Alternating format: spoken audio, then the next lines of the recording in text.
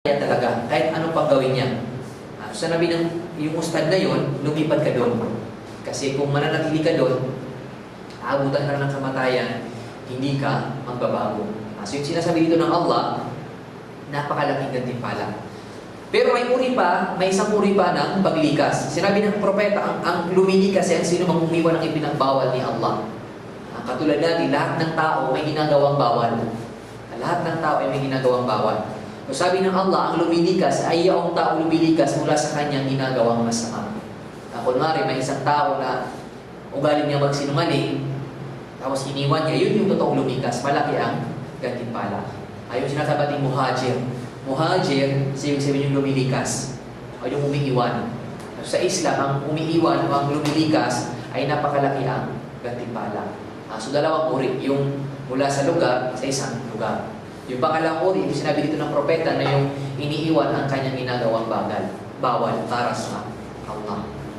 So nakita nyo, sinabi ng propeta, ang sino mang iwanan niya ang isang bagay para sa Allah ay papalitan nyo ng Allah ng masigit pa doon sa bagay na kanyang iniwan.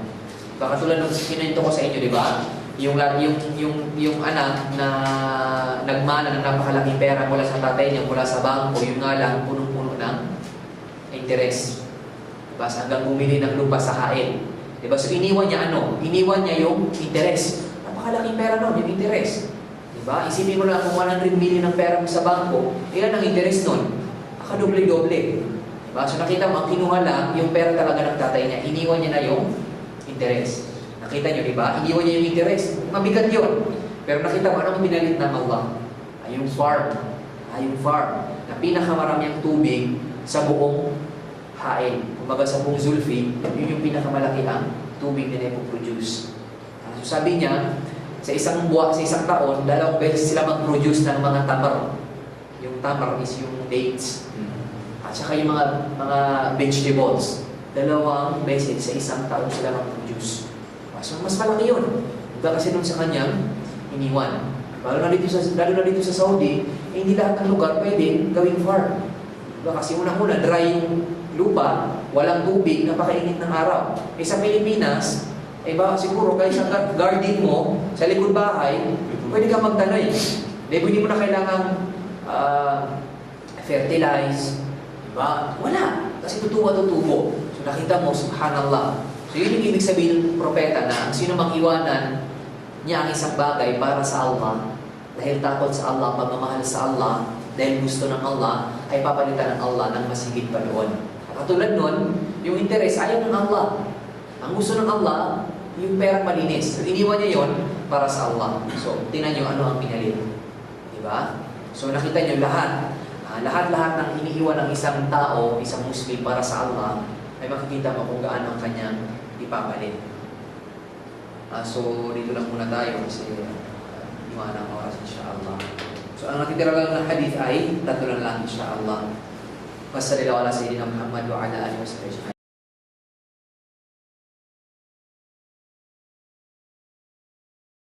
بسم الله الرحمن الرحيم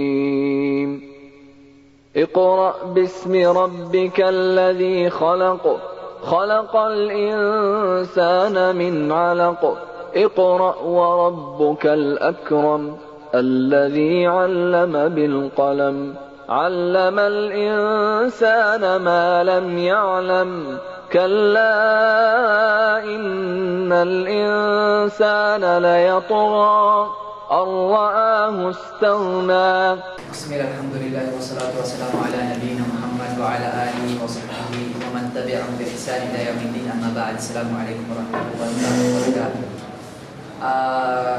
Hadith number 78 sa pinaka-last page.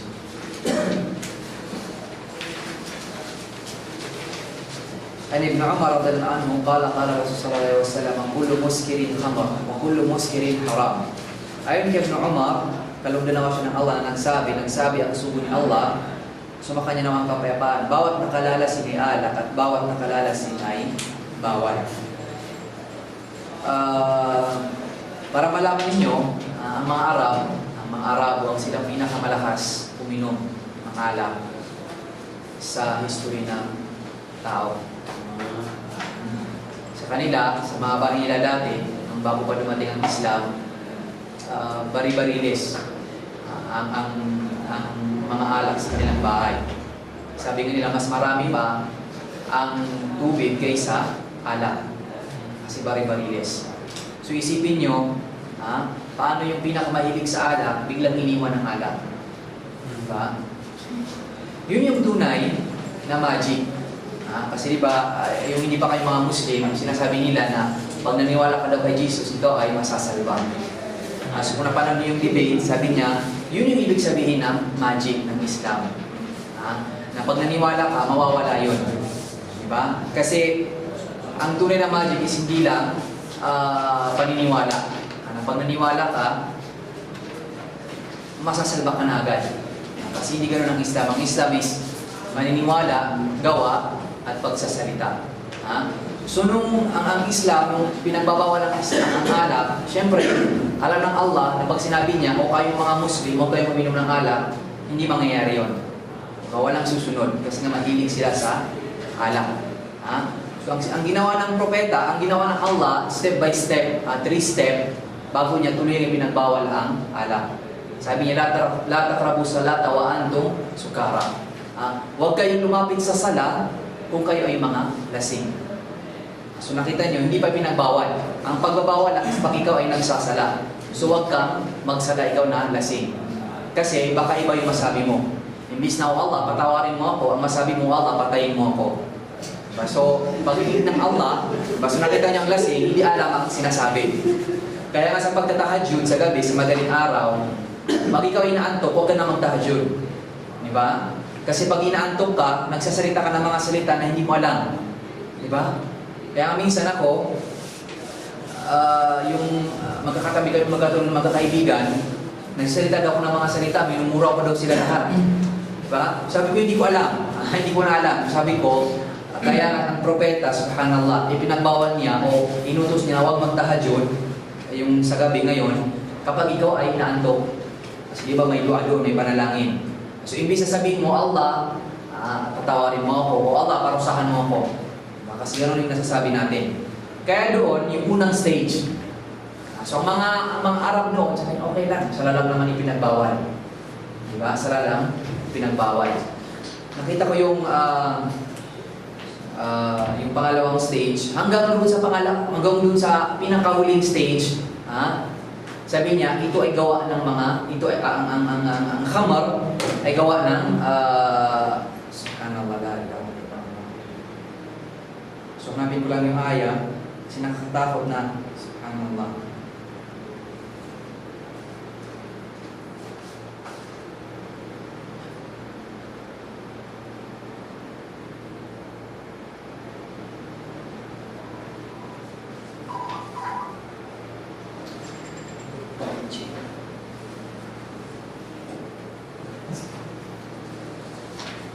So yung pinakalas, yung una, sa sala lang ay pinagbawal.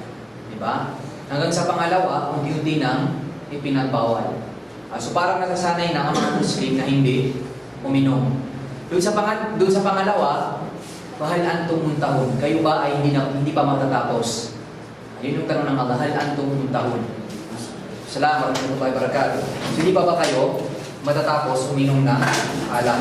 So nakita nyo, dahil nasinanay muna sila ng Allah, agad-agad, nung ipinagbawal ng Allah, alak, alatul, kasi nga nalagay na sa kanilang mga puso ang pananampalataya sa nag-iisang Allah, alatul, yung mga bari-barilis na alak, tinapon na sa mga kalsada ng Madina.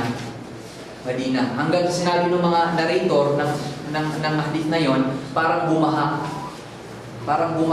ng tubig dahil sa dami ng alak na itinapon sa kalsada ng Madina. So, kaya nakita ninyo, doon na natapos na ang pag-inom ng alak. Kasi nung umiinom pa sila ng alak, grabe, pag may dumanda na babae, na buntis, tapos sila mga umiinom ng alak, sabihin nila, ano kaya nasa laman? Siyempre, kasi wala pang ultrasound. Diba? So sila, kasi lasing sila, sinasabi nila, pustahan tayo, anong laman ng siya ng babae. So sa mga kabila, babae yung kabila, lalaki. So para magkaalam, anong ginagawa? Binibiyak ang tiyan ng babae. Saan kayo nakakita ng ganung mga tao sa history ng panahon? Wala. Diba? Kahit yung mga lasing na Amerikano noong unang panahon, hindi ganyan. Sila, pag may nakitang buntis, mapagtripan, anong laman yan, bibiyakin. So nakita nyo, para lang malaman kung ano ang laman ng tiyan niya. So, kaya doon, natapos na ang pag-inom ng alak. Pati ang propeta, minsan, may isang balo na dumating, niregaluhan niya ng alak. So yung mga disipulo, sabi nila, tanong na ito hindi ba niya alam na ano? Pinagbawal? Hindi nila alam. Akala nila, iniinsulto niya ang propeta. Sabi ng propeta, kasi ang propeta hindi namamahiya, sabi niya, hindi mo ba alam ay pinagbawal na ang pag-inom ng alak? Sabi niya, hindi. Sabi niya, di bali, ibenta ko na lang, at saka yung pera, ibigay ko sa iyo. Bawal din yun. Kung yung halaga ng bawal ng bagay, bawal, ibigay. Kunwari, may ninakaw ka, tapos binenta mo, kasi siguro yung bibigyan mo ayaw ng nakaw, sinabi mo ng pera, baka tanggapin. Yung pera din na yun, bawal din. So, kailangan maintindihan nyo yun. Kasi sa paghadith, may mga nagsasabi na mga Muslim rin na kung saan nagiging pilosopo sila sa batas ng Islam, sinasabi nila, konti lang. Diba? Konting tagay lang, okay lang, as long as hindi nakakalasing. Yung daw ang bawal, yung nakakalasing. Well, sinabi ng propeta, kahit yung konti ay bawal rin. Kasi kung walang konti na yun, hindi ka malalasing. Kaya malalasing kasi paunti-unti. So yun ipinagbawal ng Islam. At dahil dito sa alak na ito, lahat ng batas ay pinagbawal ng Islam, katulad ng 5-6 na nauna ko nasabi sa inyo, tatlo lang yung isinumpa ng propeta. Yung nagpapa 5-6, yung nagpa 5-6 at saka yung witness. Tatlo lang. Yung magnanakaw, yung nagnanakaw lang ang isinumpa. Hindi sinabi ng propeta na pati kakain ng pera ng magnanakaw ay isinumpa. Pero sa alak, lahat, magmula ng pinipitas, ang grapes, hanggang sa maging alak na, hanggang sa ibenta na, hanggang sa doon sa kumakain ng pera ng alak ay lahat isinumpa. So, ganun katindi ang parusa sa mga umiinom ng alak. So, kayo nang marunong kung anong epekto ng alak. Kagaya nung nangyari doon sa Hotad Sudair, na minsan nag-translate ako sa kanila, sila ay magsiselebrate ng New Year. So, syempre, may alak. Sabi niya, days pa, ginawa yun kasi nga, may tubig daw. Well, in-explain sa akin paano ginawa kasi ako nag-translate. Yung sugar, napakaliit na parang dextrose na unti-unting tumutulo mula doon. Sabi ko, nadagdagan aking kaalaman. Hanggang sa naging pure na alak na. So, syempre, yung engineer leader nila, yung tumawag sa akin para mag-translate, sabi niya, hindi na ako sumali kasi alam ko, iba ang kalalabasan yan. So yun nga, nagkaraoke na sila, hanggang sa nagkalasahan na, nagkabubugan na. Yung nabugbog, yung pinagtulong-tulungan, which is nung una, bago pa sila uminom, mga kumpadre, mga pare. Pero nung malasing na, hindi nakilala. So yung bugbog sa lalo na yun, wala, nagtanggulay. Kapag tinaas mo lang ang kamay niya, babagsak. Diba? Nung dinala sa nung nagdidiba-diba sila, dadalhin sa ospital o hindi. Sabi ng mga iba, huwag dalhin sa ospital kasi makukulong tayo lahat.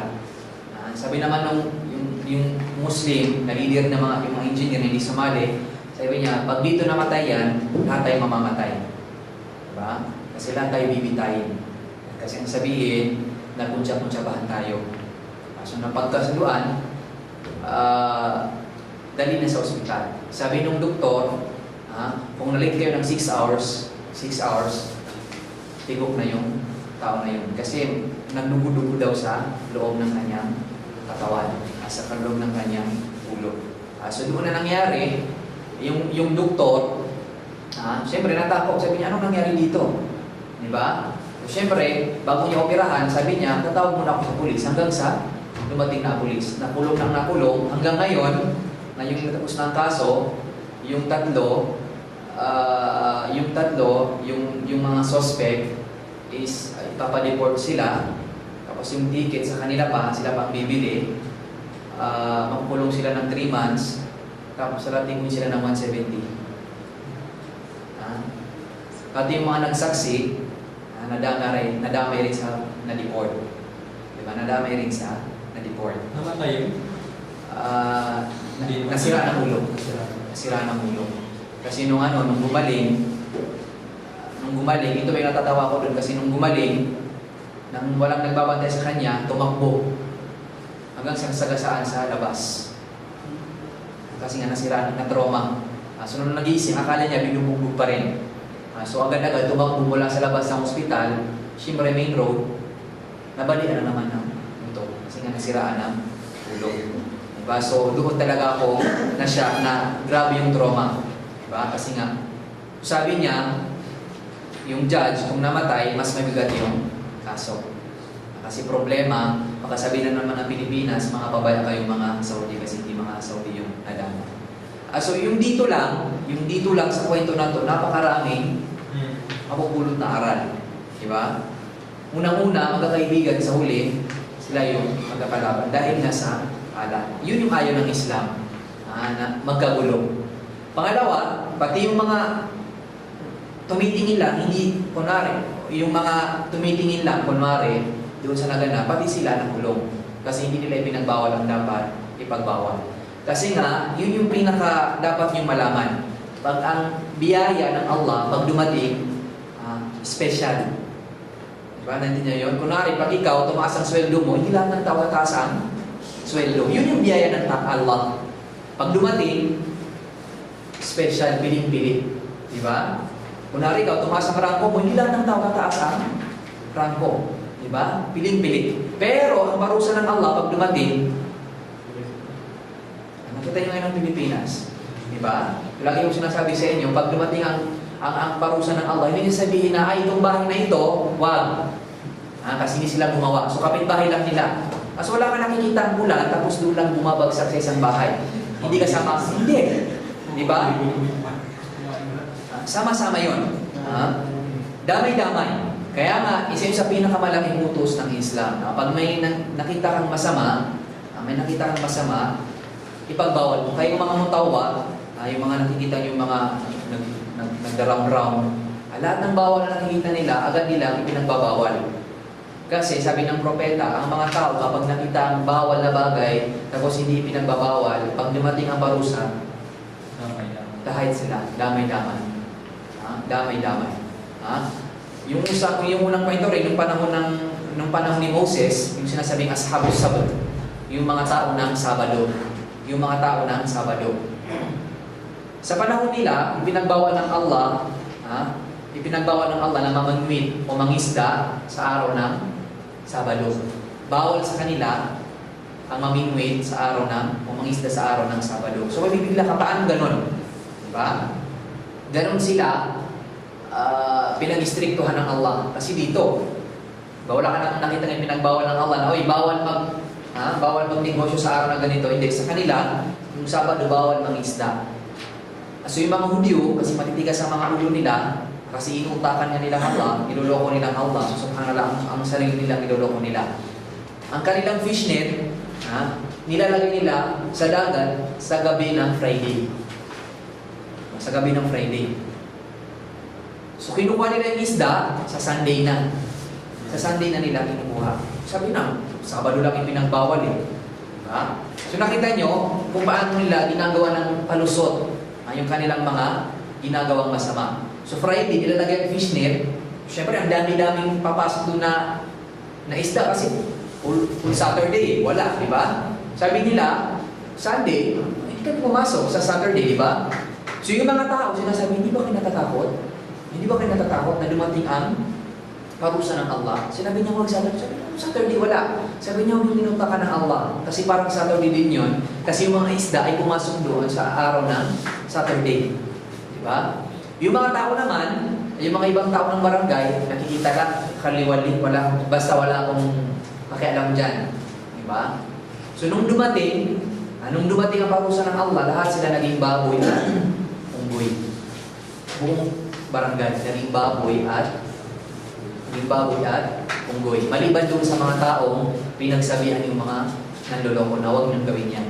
Yung mga taong tumitingin lang, pati sila naging baboy at unggoy.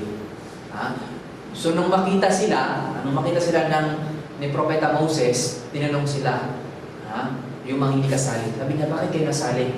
Hindi naman kayo kasali doon sa mga namiming ito ng isda sa araw ng kapatid. Sabi niya, wala na. Nakita lang namin sila, hindi namin sila pinagbawalan. So nakita niyo, pati yung mga hindi nagbabawal, kasi para na rin yung sumusuporta. Diba? Para na rin yung sumusuporta. So nakita niyo kung ano kahalaga. So nakita niyo ang Saudi, kung wala mga mutawa, hindi ko na alam ang parusang darating dito sa Saudi. Diba? Kung lahat ng mga nagnanakaw, tinitingnan lang. So nakita niyo dahil sa kanila, nanatili ang peacefulness ng Saudi.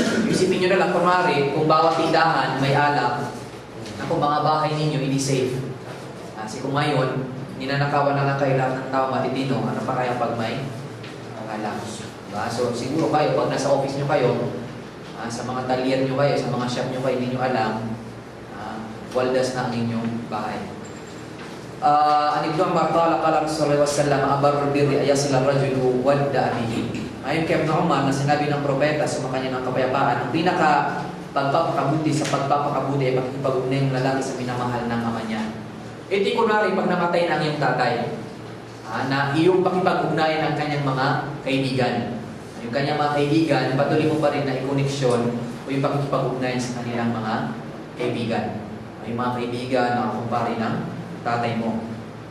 Katulad ni Ibn Umar, yung nagdaring dito, nang minsan wala na siyang damit, yung pinakabago niyang damit, tapos may dumating na badu, binigay niya ang kanyang bagong damit doon sa badu.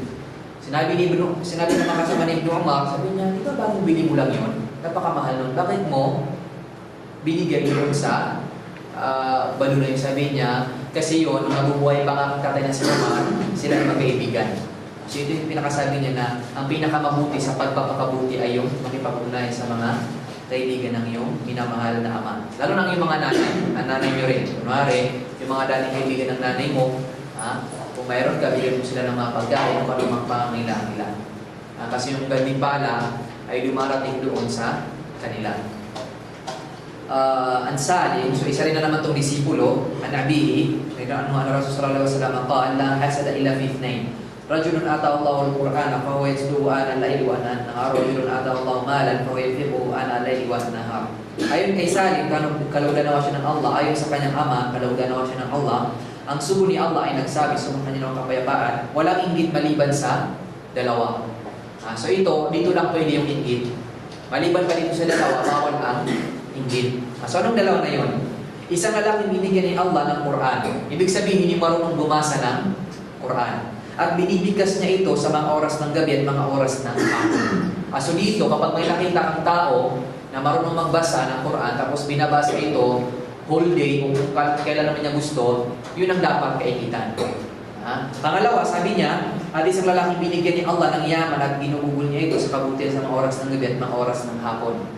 Kunwari yung mayaman din, na pinayaman ng Allah, tapos mapagbigay. Nagpapatayo ng bahay dito para sa mga ulila, nagpapatayo ng masjid, nagpapatayo ng ganitong Islamic Center, nagpapaprint ng mga libro, nagbibigay ng pera. Yung mga ganun, yung dapat kaigitan. Maliban pa dito, wala akong pwede kaigitan. Ito yung inggit na inggit lang, wala nang kasamang intensyon na masama na sana ako rin marunong bumasa ng Quran, tapos yun nakita ko sana maging pipi para ako lang bumasa ng Quran. O kunwari nakita mong mayaman ay ginugusto pa rin ano bang tawag dito uminom ng mayaman, tapos sabi ko sana mahirap sa ako magmayaman. Hindi, yung inggit lang na natural. So dito, tapos na ating lecture dito sa Ramadan, insyaAllah. وصلى الله على سيدنا محمد وعلى اله وصحبه